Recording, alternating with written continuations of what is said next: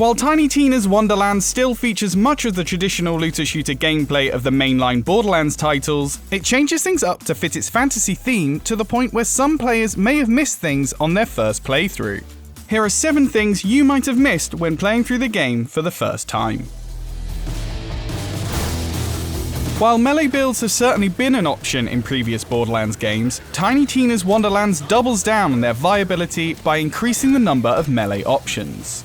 In addition to hundreds of great melee weapons and items that buff melee attacks, you're able to constantly attack by holding down the melee button, dealing major damage and making the most of the buffs equipped. Additionally, the jumping ground pound deals massive area of effect damage, which is another powerful tool for those looking to craft a solid, smack your enemy into submission build.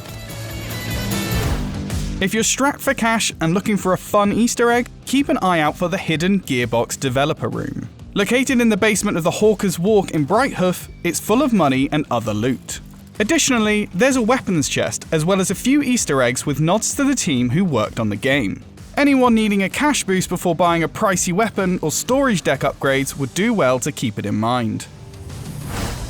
One of the common enemies in Tiny Tina's Wonderlands are the vicious mushrooms.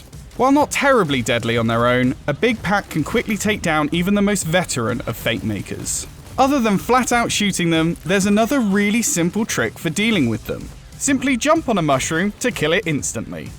This works regardless of the enemy's level, but note it doesn't work on all of the Shroom family, just the more basic enemies.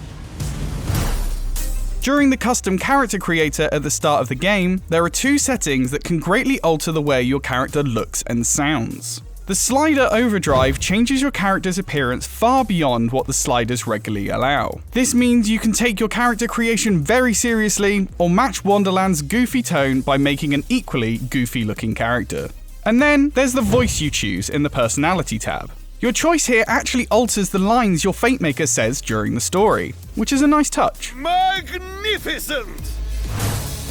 After finishing the main campaign, you're introduced to the Chaos Chamber. But don't write it off as a repurposed version of the random encounter arenas.